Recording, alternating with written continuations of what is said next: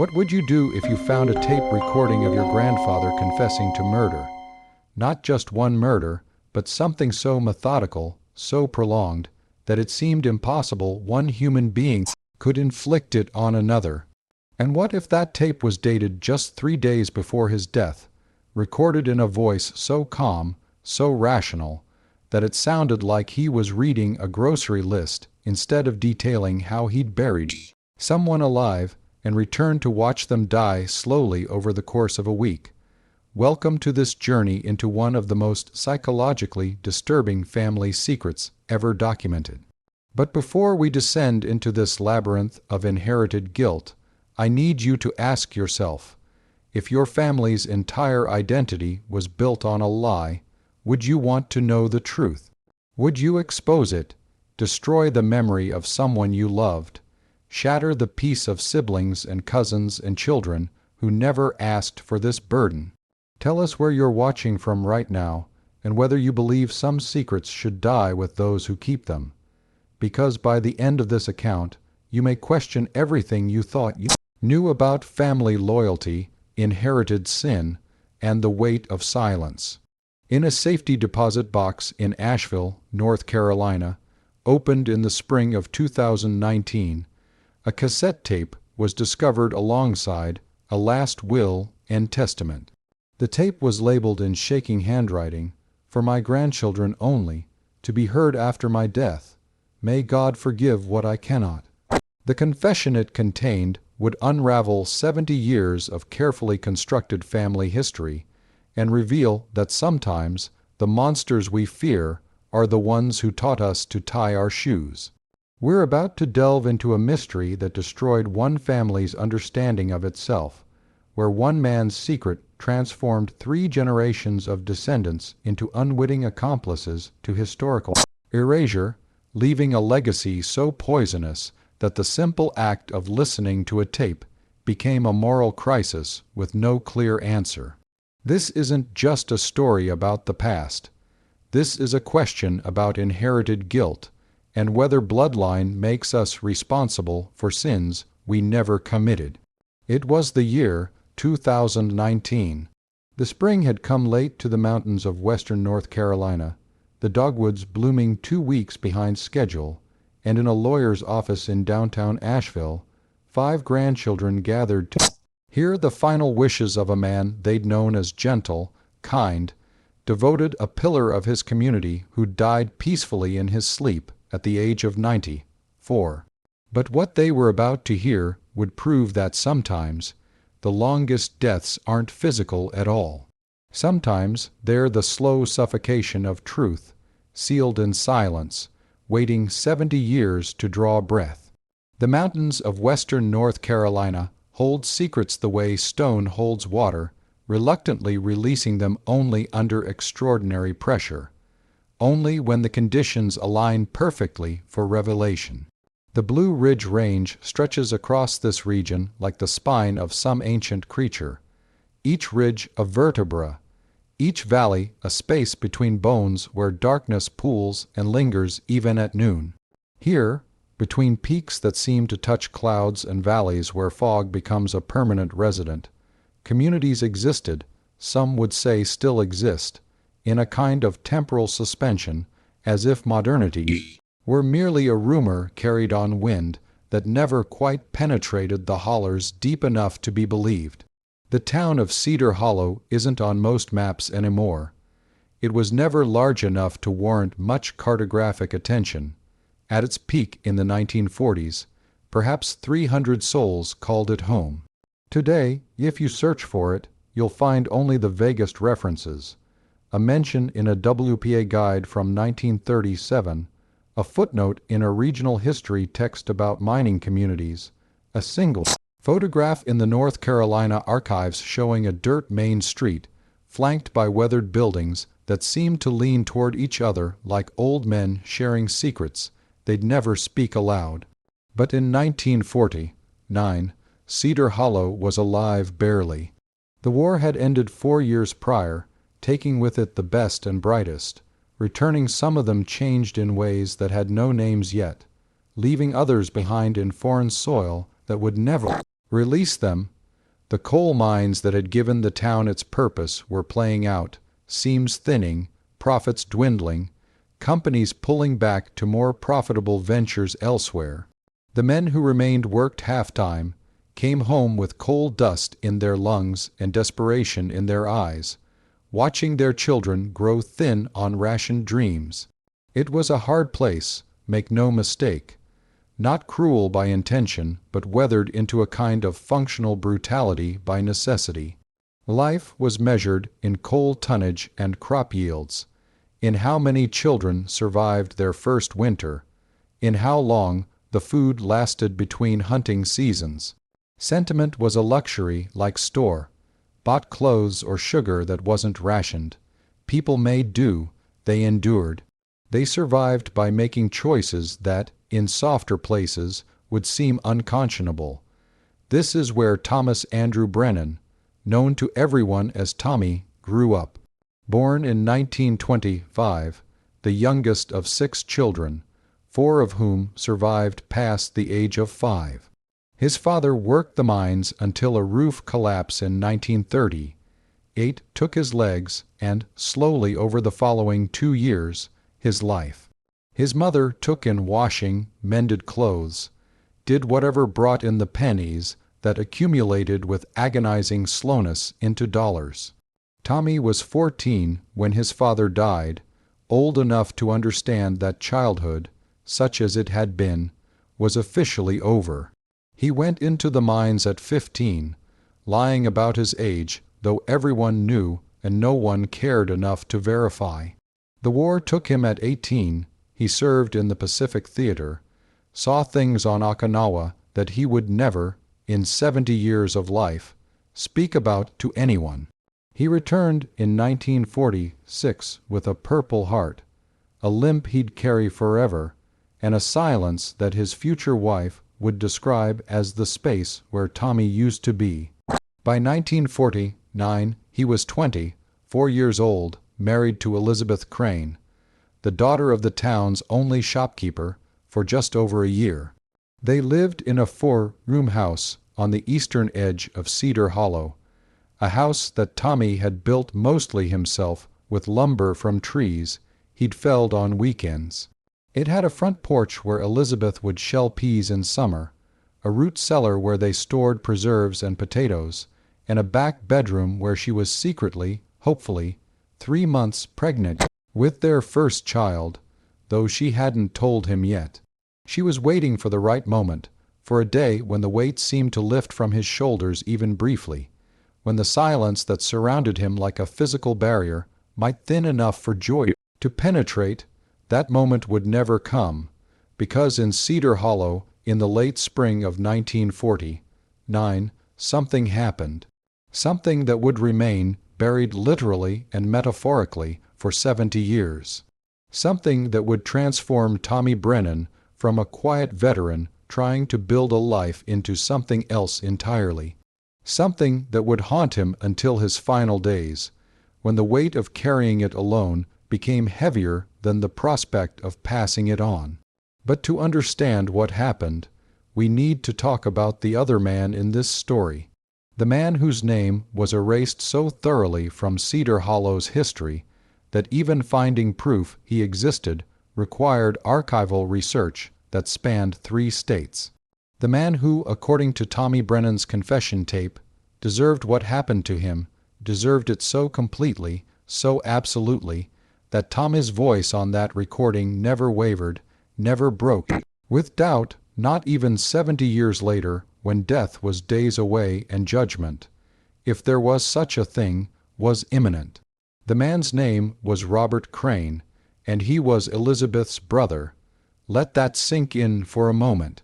Let the implications spread through your mind like cold water through cloth, reaching into every corner, darkening everything it touches. Because this isn't a story about strangers. This isn't about a community rising up against an outsider. This is about family. This is about the kind of betrayal that lives in bloodlines, that sits across from you at Christmas dinner, that knows exactly which scars to press to cause maximum pain. Robert Crane was 20, 8 in 1940, 9, 4 years older than his sister Elizabeth, and by all contemporary accounts, the few that exist, he was charming. Handsome in that sharp, featured way that photographs from the era capture so well, always clean, shaven when other men let stubble accumulate, always with a pressed shirt even when shirts were precious. He'd avoided military service through a medical deferment, flat feet, supposedly, though some in town whispered about family connections, about the Crane family's relative wealth insulating their son from the war that had consumed so many others. He worked in his father's store, but not, according to multiple sources, very hard or very often. He had ideas, always ideas, business ventures that would require startup capital, opportunities that just needed someone to believe in him. He borrowed money and didn't pay it back. He made promises and didn't keep them. He was, in the parlance of that time and place, too big for his britches. A man who thought Cedar Hollow was beneath him, but lacked the initiative or courage to leave for some place that might match his self-regard. And he had a temper. This detail appears in multiple sources, always mentioned carefully, always couched in the gentle euphemisms of an era that didn't discuss such things directly. High-strung, one newspaper article from 1947 called him after an altercation at a church social. Quick to anger, a court record noted after he was fined for disturbing the peace. Troubled, his own mother apparently said, according to a letter discovered in 2021. But there was something else, something that the few surviving records only hint at, that the confession tape would make horrifyingly explicit. Robert Crane had interests, specific interests. Reveal the cold logic of desperate people in FIRS Stall T Mountain Town, had no language to describe them, no framework to address them, no recourse but silence or violence. Children, young children, girls, specifically, between the ages of 7 and 10. The first incident that can be documented occurred in the winter of 1948. A girl named Susan Hartley, 8 years old, daughter of a miner who'd been killed in a collapse the previous year, mentioned to her mother that Mr. Robert had given her candy and asked her to sit on his lap in the back room of the general store. The mother, a widow struggling to feed 3 children, worked as a clerk in that very store. She needed the job.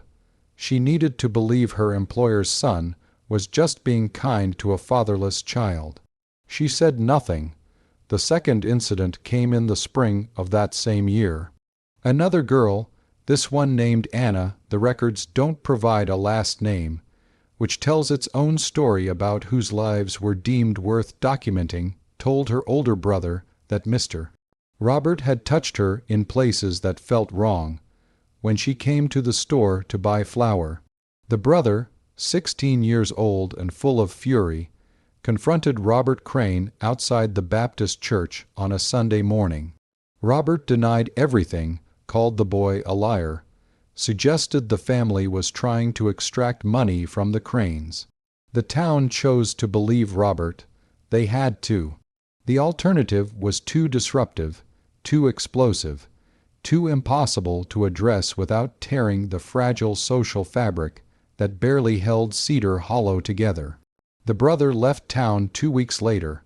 Anna never spoke of it again, but Elizabeth knew. Elizabeth, who was engaged to Tommy Brennan at the time, who was planning a wedding and a future, who loved her brother with the fierce loyalty that siblings raised in hardship often develop. She knew, or she suspected, or she refused to know while simultaneously knowing perfectly. The human capacity for simultaneous belief and denial is remarkable, a psychological feat of compartmentalization that allows us to function in the face of unbearable truth. She married Tommy in June of 1948. Robert was best man.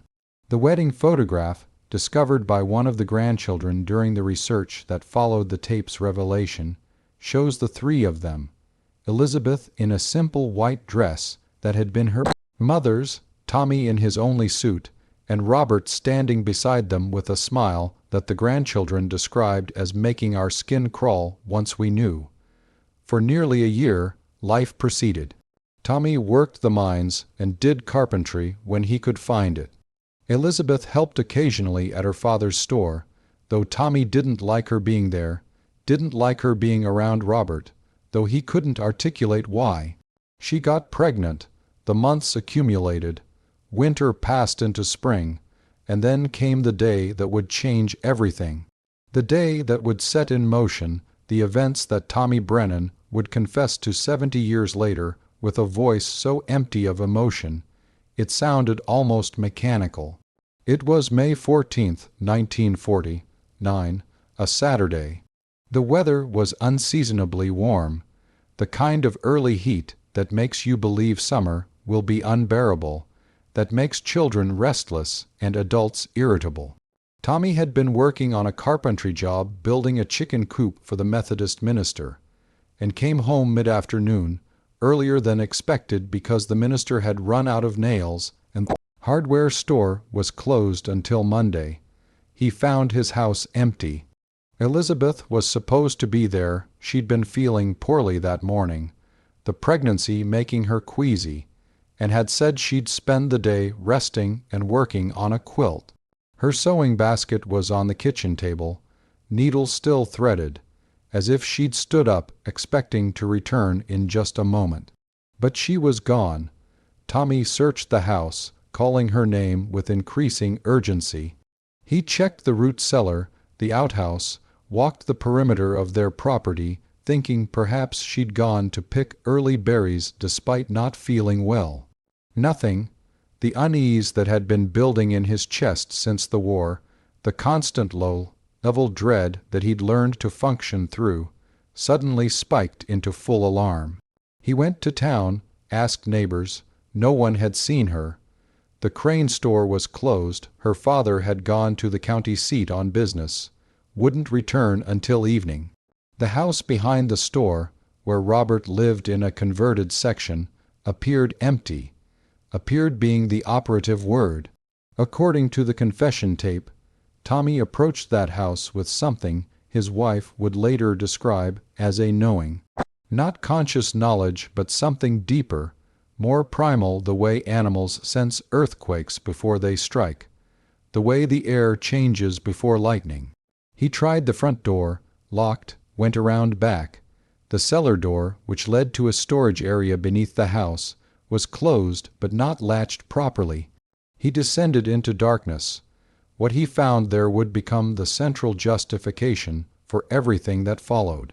The image that would sear itself into his mind with such permanence that 70 years later, dying, he could describe it with perfect clarity. The moment that would transform him from a man trying to survive into a man capable of calculated, methodical horror. His wife was in the cellar. Conscious but drugged, Robert had apparently given her tea laced with his mother's laudanum. Her dress was torn. She was crying silently, tears running down her face in the dim light that filtered through the gaps in the floorboards above.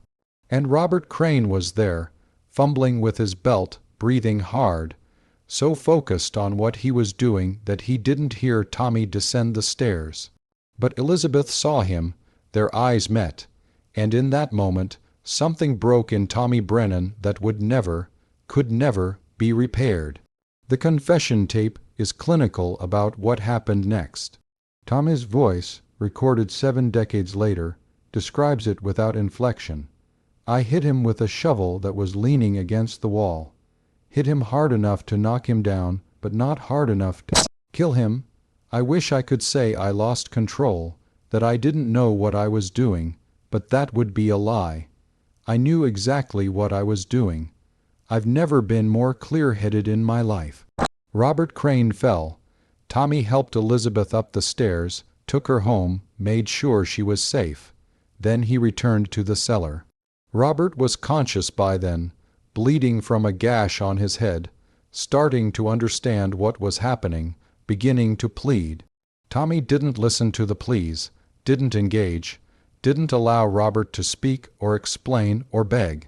He simply acted with the calm efficiency of a man who had already made his decision and saw no reason to debate it further.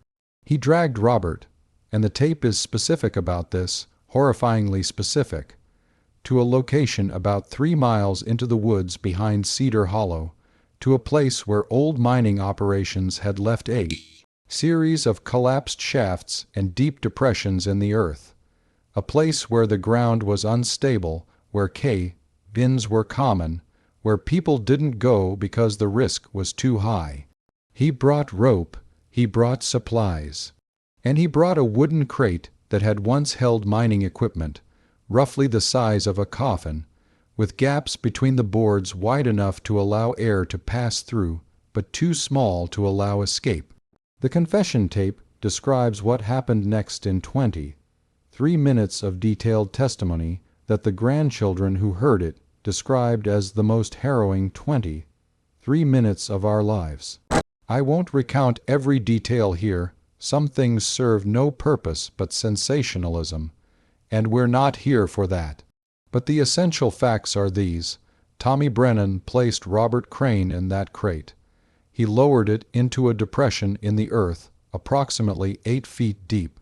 He secured the lid with nails, and then, methodically, over the course of 3 hours, he filled the depression with earth and rocks until the crate was completely buried. But, and this is where the horror becomes almost incomprehensible, he left a pipe, a small metal pipe, no more than an inch in diameter, that ran from inside the crate to the surface. For air, to keep Robert Crane alive, because Tommy Brennan didn't want Robert to die quickly. He wanted him to die slowly, in darkness, in terror, understanding exactly what was happening and why. He wanted Robert to have time to think about what he'd done, what he'd been doing, what he would have continued doing if he hadn't been stopped. Time measured not in minutes or hours but in days. The confession tape is clear. Tommy Brennan returned to that spot every day for a week. He would sit near the pipe and talk to the ground beneath him, describing in detail what would happen to men like Robert Crane in hell, if there was such a place. He would update him on how Elizabeth was doing. She was fine, recovering, the baby was fine. Life was continuing without him. And he would listen. Through that pipe, he would hear Robert Crane screaming, begging, praying, bargaining, threatening, sobbing. He listened to the progression from rage to desperation to madness to, finally, silence. On the 7th day, there was no sound from the pipe. Tommy waited for 3 hours, listening. Nothing. He filled the pipe with dirt, obscured the area with fallen branches and leaves, and walked back to Cedar Hollow. Robert Crane was reported missing on May 15th, the day after his disappearance. A search was organized. Tommy Brennan participated in it, searching alongside men from town, calling Robert's name in woods where he knew no answer would come. The official conclusion, reached after 2 weeks of fruitless searching, was that Robert had likely fallen into one of the old mine shafts and been killed. It was a common enough fate in those mountains, tragic but not suspicious. His body was never found. After a month, the searches stopped. Elizabeth never spoke of what happened in the cellar, not to authorities, not to her family, not, according to the confession tape, even to Tommy in any direct way. They had a daughter in November of 1949, named her Sarah, raised her in that same 4-room house. They had 2 more children sons in 1950, 1 and 1953. They lived together for 64 years until Elizabeth died in 2012 at the age of 88. And Tommy Brennan carried the secret alone, carried it through decades of family dinners where Robert's name was mentioned with sadness and mystery, carried it through his father-in-law's death in 1963, when the old man went to his grave still mourning his missing son, carried it through his children's weddings and his grandchildren's births, and all the accumulated moments of normalcy that make up a life. Until he couldn't carry it anymore. The confession tape was recorded on March 28, 2019. Tommy Brennan would die 3 days later on March 31st in his sleep, peacefully by all accounts. He recorded it alone in his bedroom, the same bedroom he'd shared with Elizabeth for 6 decades, using a cassette recorder that his daughter had bought him years earlier, so he could record memories. For the family, this was the only memory he chose to record. The tape lasts 1 hour and 47 minutes.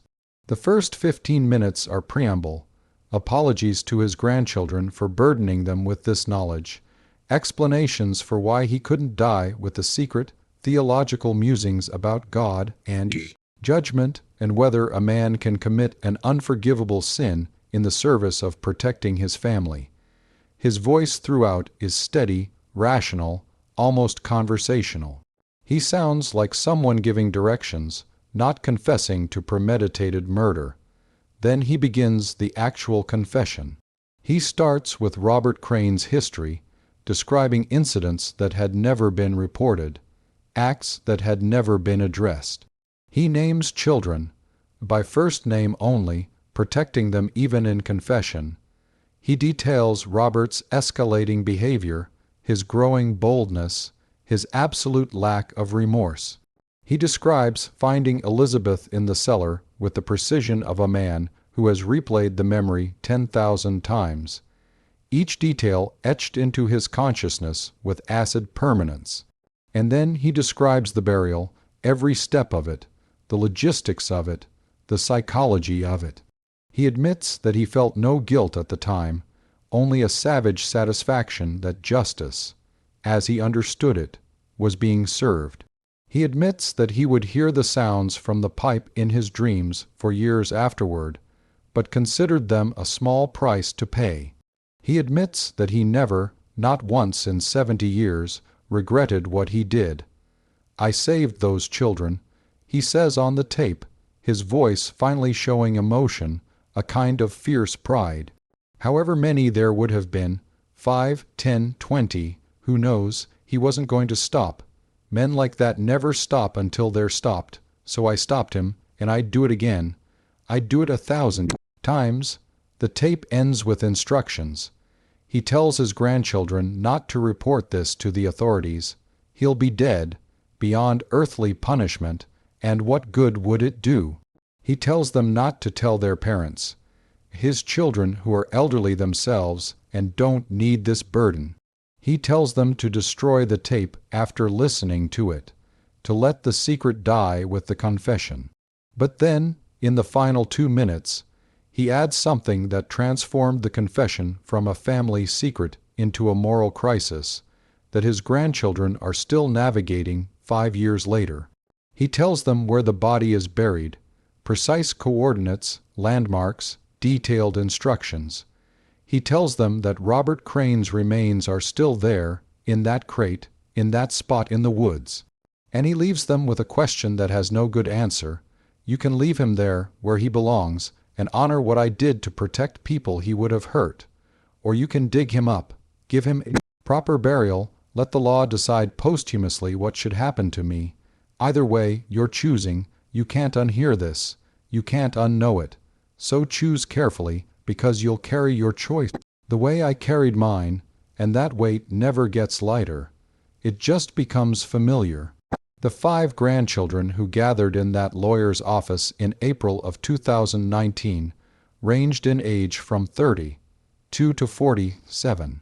Sarah's children and Tommy's 2 sons' children, cousins who had grown up together, who had memories of their grandfather as gentle, kind, someone who told bad jokes and always had butterscotch candies in his pocket. The will itself was straightforward, the house and remaining money divided equally among his 3 children, several specific bequests to grandchildren. Standard, expected. The tape was not expected. According to Sarah's eldest son, Michael, who has spoken publicly about this in limited interviews, They listened to the tape together in the lawyer's conference room. The lawyer had been instructed to leave them alone with it, to give them privacy. They sat in silence as their grandfather's voice filled the room, as the confession unspooled, as the comfortable narrative of their family history unraveled completely. None of us said anything when it ended. Michael recalled in an interview with a true crime podcast in 2021. We just sat there. I think we were in shock. This man we'd known our whole lives, who'd taught me to fish, who'd come to every one of my baseball games, had buried someone alive and listened to them die, and he didn't sound sorry. He sounded proud, justified, and that's what made it so much worse. That part of us understood. Part of us thought he might be right. The grandchildren left the lawyer's office without making a decision. They agreed not to tell their parents yet, not to do anything precipitous. They needed time to process, to think, to decide individually and collectively what the right course of action might be. That was 5 years ago. As of this recording, they still haven't reached a consensus. 3 of the grandchildren believe the secret should remain buried with Tommy. They argue that exhuming Robert Crane's remains would serve no purpose except to destroy their grandfather's memory, traumatize their elderly parents, and sensationalize a tragedy that's 7 decades old. They point out that Robert Crane was, by all accounts they can verify, exactly what Tommy described: a predator who would have continued harming children. They argue that what Tommy did, while extreme, was justice in a time and place where legal justice was unlikely. 2 of the grandchildren believe they have a moral obligation to report the confession. They argue that murder is murder regardless of the victim's crimes, that vigilante justice is antithetical to civil society, that Robert Crane deserved a trial and imprisonment, not execution by burial. They believe the remaining members of the Crane family, distant cousins, descendants of Robert's siblings, deserve to know what happened to him, deserve closure, deserve the chance to properly bury their relative. The debate between the 5 cousins has fractured their relationships. They no longer gather for holidays. Some have stopped speaking entirely. The weight their grandfather warned them about has proven real and heavy, settling across their lives like fog that never burns off completely. Easy to dig. There's a larger question that the tape's existence raises, a question that extends far beyond the Brennan family and touches something fundamental about truth and justice and the stories we tell ourselves about our own history. Because here's what makes this case so morally complex. When researchers, investigative journalists, and amateur historians who learned of the case through the podcast interview began looking into Robert Crane's history, they found evidence that Tommy's characterization of him was accurate. A woman in her 80s came forward in 2020 to say that Robert had molested her when she was 9 years old in 1947. Another woman, living in Florida, sent a letter describing an incident in 1948 that she'd never told anyone about because who would have believed a poor miner's daughter over a Crane. Court records from surrounding counties, painstakingly searched, revealed that Robert Crane had been arrested in 1945 in Tennessee for lewd conduct with a minor, but released when the charges were dropped, likely due to his family's influence and money. There were whispers, rumors, stories that had survived in fragments, passed down in families as warnings. Stay away from Robert Crane, don't go to the store alone, don't let him catch you somewhere. Private, the pattern was clear. Robert Crane was a predator, and in 1949, in Cedar Hollow, North Carolina, there was effectively no mechanism to stop him. The legal system was rudimentary, evidence collection almost non-existent, testimony from children, especially poor children, given little weight. The Crane family had money and influence. Robert would have continued. More children would have been hurt. This isn't speculation.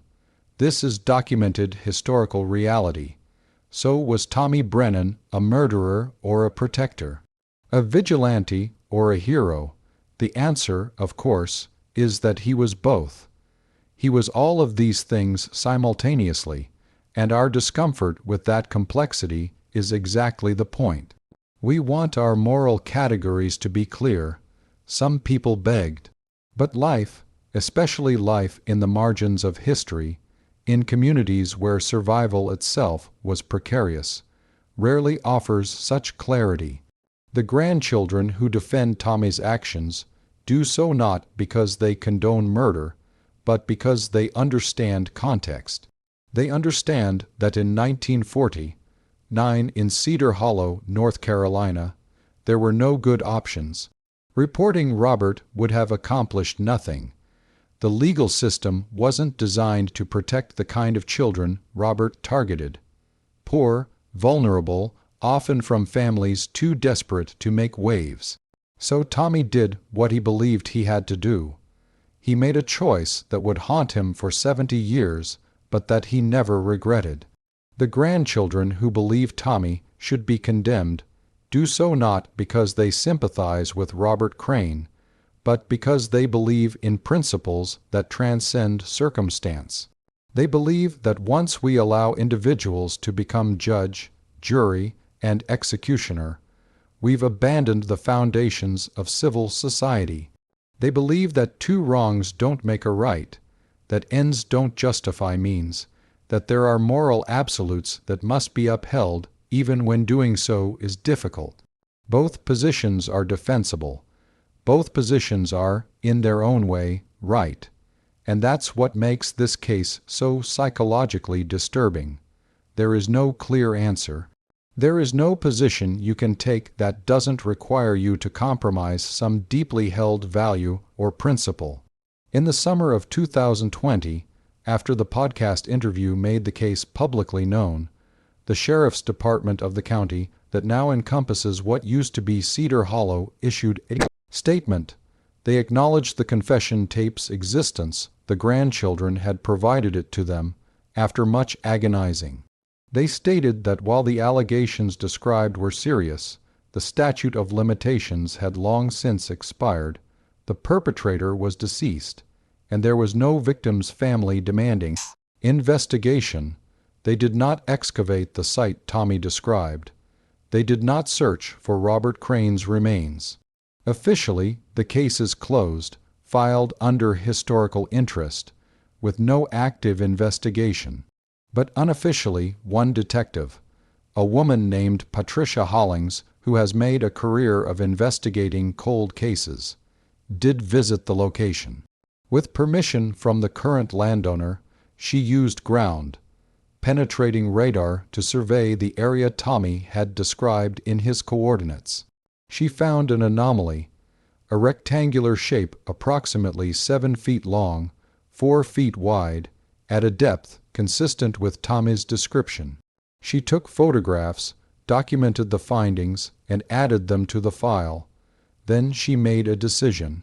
She wrote in her report, "Physical evidence consistent with the confession exists. However, excavation would serve no prosecutorial purpose and would cause significant distress to multiple families. Recommend the site be left undisturbed. Let the dead rest." The current landowner, when informed of what might be buried on his property, chose to leave it alone. He planted trees around the area, created a small memorial with a simple stone marker that reads, "Here lies unresolved history. May it rest in peace." It's an imperfect solution. It satisfies no one completely, but perhaps that's appropriate for a case with no satisfying resolution, no clear moral victor, no way to separate justice from vengeance or protection from murder. The Brennan grandchildren remain divided. Michael, Sarah's son, has written a book about the experience that will be published later this year. In it, he argues that his grandfather was a good man forced into an impossible situation who made a choice that saved lives at the cost of his own peace. He believes the secret should have remained buried, that the confession tape was a mistake, a burden his grandfather should have carried to the grave without passing it on. His cousin Jennifer disagrees. She has started a foundation that works to reform how law enforcement handles child abuse cases in rural communities, using her grandfather's story as a cautionary tale about what happens when systems fail the vulnerable. She believes that Robert Crane's remains should be exhumed and properly buried, that the historical record should be corrected, that truth matters even when it's painful. The other 3 grandchildren have largely withdrawn from public discussion, carrying their own private struggles with the knowledge they can never unknow. Cedar Hollow doesn't exist anymore as a community. The coal played out in the 1960s. Families moved away seeking work in cities, in other states, in places where the future seemed more promising than the past. The buildings were abandoned, reclaimed by forest, collapsed into foundations that now exist only as depressions in the earth where hikers occasionally stumble across rusted metal and rotted wood. But the story persists. In local historical societies, in genealogical records, in the fragmented memories of descendants who scattered across the country carrying pieces of the past they don't fully understand.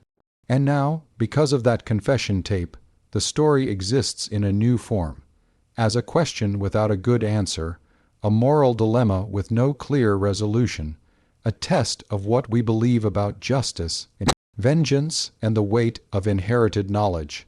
Some people in the area still remember the Brennan family, though most who knew Tommy personally are gone now.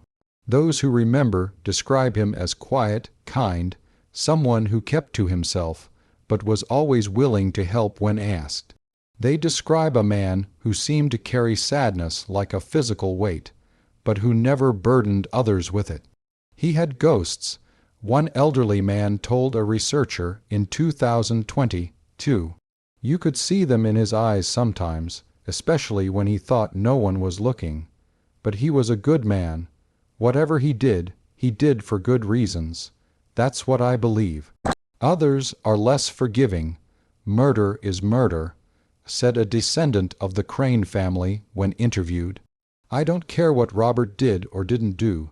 Tommy Brennan had no right to kill him, no right to bury him like an animal, and the fact that he never showed remorse, that he died thinking he was right, that's monstrous.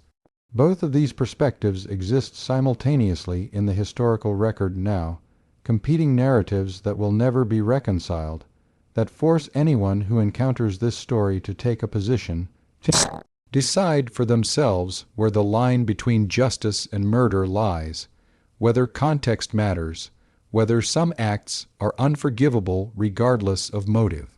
There's a final element to this story that deserves acknowledgement, the voice on the tape itself. Because whatever you think of what Tommy Brennan did, however you judge his actions, you cannot listen to that confession without being struck by its complete absence of self, pity, or plea for understanding. He doesn't ask for forgiveness. He doesn't claim temporary insanity or overwhelming emotion. He simply states what he did, why he did it, and accepts full responsibility for the consequences, even if those consequences only arrive posthumously. I don't expect forgiveness, he says near the end of the tape. The lack of someone who understood her rhythms, not from you, not from anyone. I'm not asking for it. I'm just telling you what happened and why. You can think what you want about it. You can hate me for it if that makes it easier. But you can't change it. It's done. It's been done for 70 years, and I'd do it again. That unflinching certainty is, in some ways, more disturbing than the act itself. We want perpetrators to show remorse, to demonstrate that they understand they crossed a moral line. Remorse allows us to believe in redemption, in the possibility of moral growth. Tommy Brennan offers none of that comfort. He remained, until his death, convinced that what he did was right, not legal, not socially acceptable. but right in a deeper sense, the kind of rightness that comes from protecting the innocent at any cost. And perhaps that's the real horror of this case. Not that a man was capable of burying another human being alive and listening to them die. Humans have always been capable of horrific acts under the right circumstances. The real horror is that Tommy Brennan might have been right. That in the specific context of 1949 in Cedar Hollow, North Carolina, with a predator protected by family influence and a legal system unequipped to stop him, burial might have been the only solution that would actually prevent future harm. We don't want that to be true. We want to believe that there are always alternatives, always better options than taking a human life. But history is full of moments when the better option didn't exist, when the choice was between different kinds of horror, when doing nothing guaranteed more suffering than doing something unforgivable. The confession tape exists now in a legal file, in copies held by the grandchildren, in the digital archive of the podcast that first made it public. It exists as evidence of a crime that will never be prosecuted, as testimony to events that can never be fully verified, as a moral puzzle that will never be solved to everyone's satisfaction. And somewhere in the mountains of western North Carolina, beneath earth and stone and 70 years of accumulated organic matter, Robert Crane's remains lie in a wooden crate. Or they don't. Maybe the crate collapsed, maybe animals disturbed it, maybe time and decomposition have scattered what was once a human being into molecules that have rejoined the endless cycle of the forest. We'll probably never know. The ground, penetrating radar showed an anomaly, but anomalies are not certainties. The earth keeps its secrets well. What we do know is this: Tommy Brennan lived 94 years. He served his country in war. He built a home with his own hands. He raised 3 children who never knew what he'd done. He loved his wife for 6.5 decades. He was, by all conventional measures, a good man who lived a good life. He was also a murderer who buried a man alive and felt no remorse. Both of these things are true. And our inability to reconcile them, our desperate need to make him either hero or monster when he was clearly both, reveals something fundamental about how we process moral complexity. We want our narratives clean. We want our judgments simple. We want to be able to say with certainty, this was right, this was wrong, this is how we should feel about it. But life, especially the lives lived in the margins of history, where desperation and circumstance create impossible choices, rarely offers such clarity. And perhaps the most honest thing we can do is acknowledge that ambiguity, sit with the discomfort it creates, and accept that some questions have no good answers, only answers we can live with, and answers we cannot. The story of Tommy Brennan's confession tape remains unresolved, not because we lack information, but because resolution would require us to collapse the complexity into a single judgment, and any single judgment would be inadequate to the reality of what happened. It remains unresolved because 5 grandchildren cannot agree on what truth and justice demand. It remains unresolved because a sheriff's department chose pragmatism over principle, or perhaps chose a different kind of principle. The principle of letting the dead rest when disturbing them serves no purpose but pain. And it remains unresolved because we, hearing this story, cannot easily answer the questions it raises. If someone you loved confessed to murder but convinced you the victim deserved it, would you believe them? Would you turn them in? If you lived in a community where the law could not or would not protect the most vulnerable, where you knew with certainty that someone was harming children and would continue harming children, what would you do? What should you do? At what point does protection become murder? At what point does justice become vengeance? And who gets to decide where those lines are drawn? These aren't rhetorical questions. These are questions that people throughout history have faced, that people in marginalized communities still face, that may one day require you to choose between law and conscience, between what's legal and what's right. Tommy Brennan made his choice.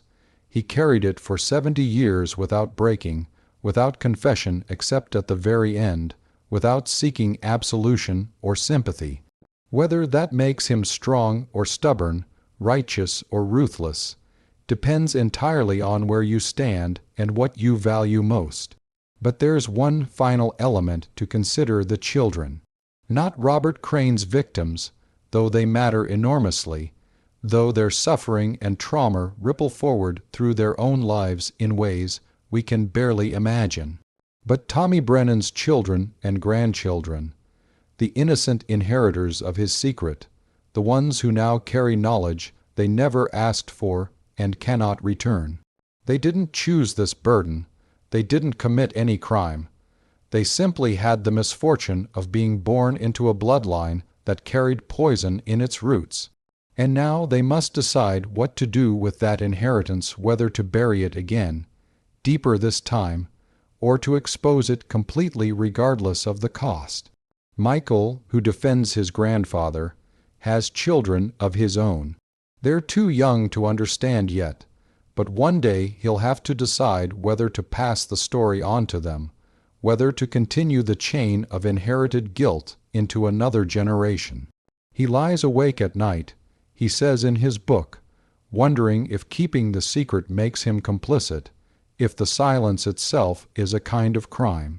Jennifer, who believes in full disclosure, has no children. She said publicly that part of the reason is this: she couldn't bear the thought of passing this legacy on, of looking into an innocent child's eyes and knowing that one day she'd have to tell them that their great-grandfather buried a man alive, and their great-grandmother witnessed it and never spoke. The weight their grandfather warned them about has proven real. It has settled into their lives, into their relationships, into their sense of who they are and where they come from. It has transformed family history from a source of identity and pride into a minefield where every step risks detonation. And that might be the most profound consequence of Tommy Brennan's choice, not what he did to Robert Crane in 1949, but what he did to his own descendants 70 years later when he decided to confess. He freed himself from carrying the secret alone, but only by distributing the weight across 5 people who never asked for it, who will now carry it for the rest of their lives, who may pass it on to their own children or bury it with themselves in turn.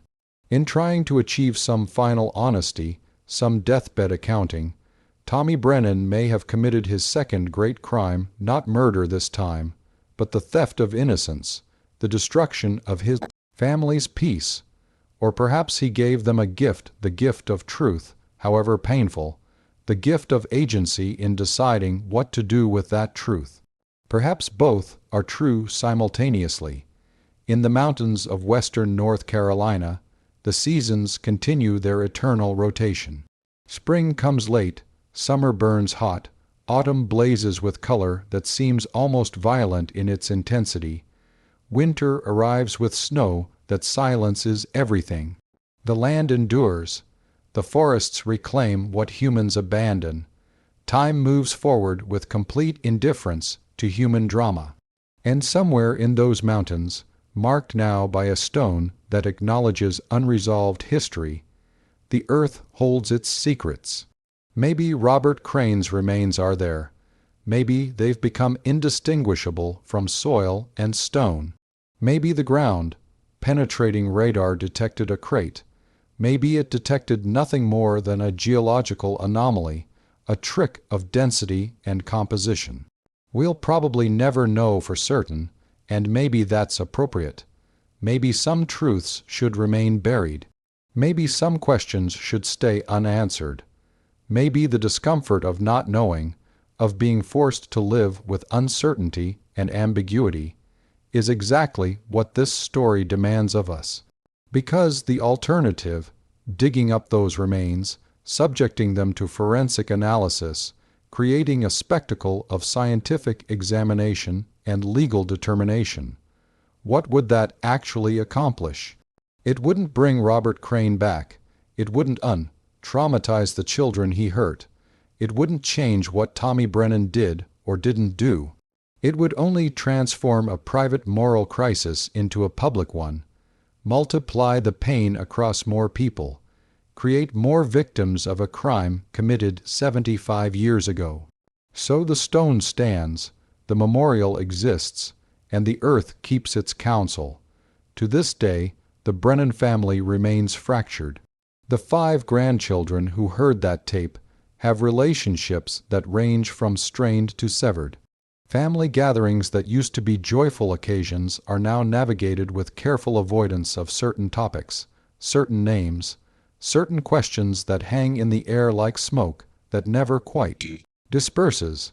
Tommy Brennan's 3 children, now in their 70s and 80s, know that something happened, that their children discovered something in their father's effects that changed everything. But the grandchildren, honoring at least one of their grandfather's wishes, have not told them what.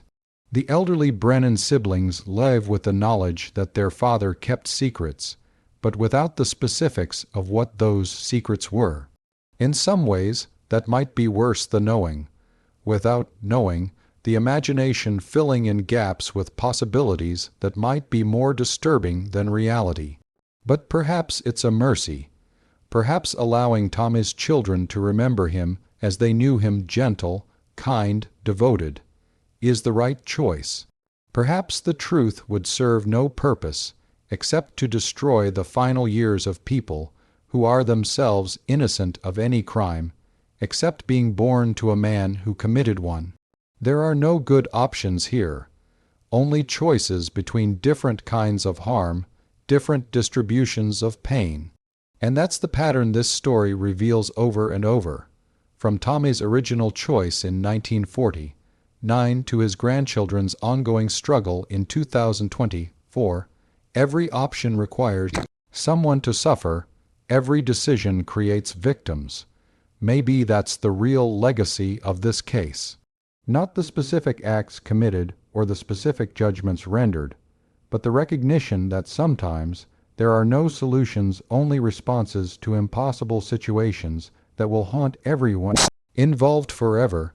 The question remains, what would you do, not in the abstract, not in the comfort of moral certainty and temporal distance, but if you were Tommy Brennan in 1949, if you'd found your pregnant wife in that cellar, if you knew with absolute certainty that the legal system would fail to protect future victims, if you had the means and the opportunity and the justification, what would you do?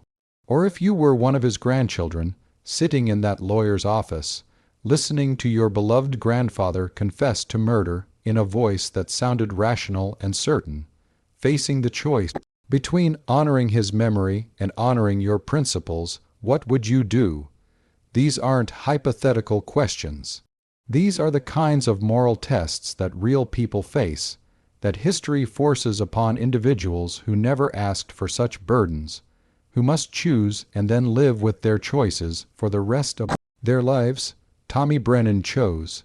He chose violence over law, vengeance over justice, protection over principle. He chose to become a killer to prevent future killing, and he never regretted it. His grandchildren are still choosing, still wrestling with what they owe to truth, to family, to the memory of a man they loved, to the victims, both Robert Crane's victims and Robert Crane himself, who was also someone's son, someone's brother, someone who might have deserved prison, but perhaps not the particular horror of death by live burial. And now you're choosing, because you can't unhear this story. You can't unknow it. You've been made complicit in its telling, made a witness to events you can never fully verify, but also cannot completely dismiss. And your reaction, your judgment of Tommy Brennan, your sympathy or lack thereof for his grandchildren, your answer to the question of what you would have done, reveals something about your own moral framework, your own values, your own understanding of justice and mercy, and the terrible complexity of human behavior. The story of Tommy Brennan's confession tape is not a story with a moral. It's not a cautionary tale with a clear lesson. It's not a puzzle with a solution or a mystery with a satisfying resolution. It's simply a story about humans in extremis, about the choices we make when there are no good choices, about the weight of secrets and the cost of truth and the impossibility of justice when justice itself has no clear definition. It's a story that forces us to confront our own moral certainties and question whether they would survive the specific pressures that produced Tommy Brennan's actions.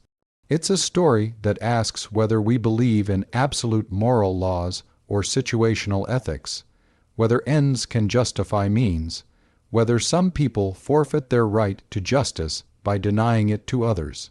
And it's a story that will outlive everyone involved.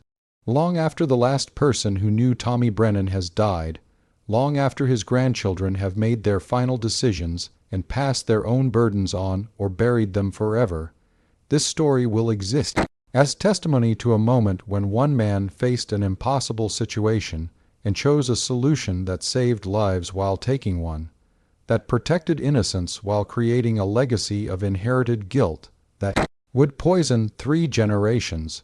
Was he right? Was he wrong? The answer, if there is one, depends entirely on your own moral framework. And this story's greatest power is that it forces you to examine that framework honestly, to test it against circumstances that reveal whether your principles are genuine convictions or comfortable abstractions. And so we return to where we began, that safety deposit box in Asheville, that cassette tape, that voice speaking across 70 years with a message that would destroy the peace of everyone who heard it. Tommy Brennan's final words on that tape, after all the confession and justification and instruction, were these: "I'm sorry for the burden I'm leaving you.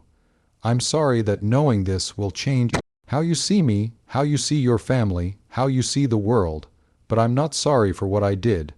And if that makes me a monster in your eyes, then I accept that judgment. But know this: monsters sometimes protect us from other monsters, and the world is full of both kinds. Choose carefully which kind you'll be." Then the tape ends. The silence that follows is absolute. That silence has persisted for 5 years now, filled with arguments and tears and fractured relationships and impossible choices. It will persist for years more, perhaps generations more, perhaps forever, because some silences, once broken, can never be restored, and some truths, once spoken, can never be unheard. Welcome to the aftermath of truth. Welcome to the inheritance of violence. Welcome to the place where family loyalty and moral principle collide with such force that the impact crater spans generations. This is what Tommy Brennan left his grandchildren: not money, not property, but a choice that has no right answer. Only the answer they can live with and the one they cannot. And now, having heard this story, you carry a version of that same burden. You've been made witness to events that test every comfortable assumption about right and wrong, justice and vengeance, family and truth. You can't unhear it. You can't unknow it. So choose carefully how you'll carry it, because that weight your grandfather warned about. It's real, it's heavy, and it never gets lighter. It just becomes familiar. If this journey into inherited guilt and impossible choices has left you lying awake tonight, if you find yourself questioning where you draw the line between justice and murder, between family, loyalty and moral principle, between keeping secrets and speaking truth, then this channel has more dark corners of human nature waiting to be explored. Subscribe if you're willing to confront the uncomfortable questions that history buries but never quite kills. Leave a like if this account provoked something deeper than entertainment, if it made you question your own moral certainties, your own capacity for violence in the service of protection, your own willingness to carry unbearable knowledge, and in the comments, I need to know. If you were one of Tommy Brennan's grandchildren, what would you do with that confession tape? Would you report it to authorities and let law and history decide? Would you destroy it and honor the man you knew over the crime he committed? Would you, like they have, remain paralyzed between options, unable to choose because every choice feels like betrayal? And the harder question, the one that reveals who you really are, if you were Tommy Brennan in 1949, if you knew what Robert Crane was and would continue to be, if you had the means and the opportunity and the justification, would you have done what he did? Would you have chosen differently? Or, in the end, would you have done exactly the same thing and carried the weight just as he did, in silence, for 70 years? Was quietly demolished in 1955, because your answer says more about you than it does about him.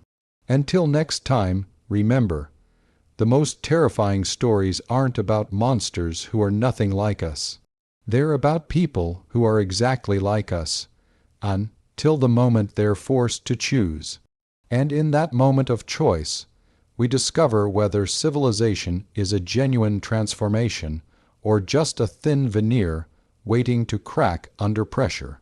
The darkness we fear most isn't out there in the woods, in the abandoned buildings, in the graves of forgotten towns. It's in the choices we make when we believe no one will ever know. It's in the secrets we carry thinking they'll die with us. It's in the weight we pass to innocence because we couldn't bear to carry it alone. And sometimes the real horror is realizing that the monster and the hero might be the same person, making the same choices, for reasons that make perfect sense and no sense at all.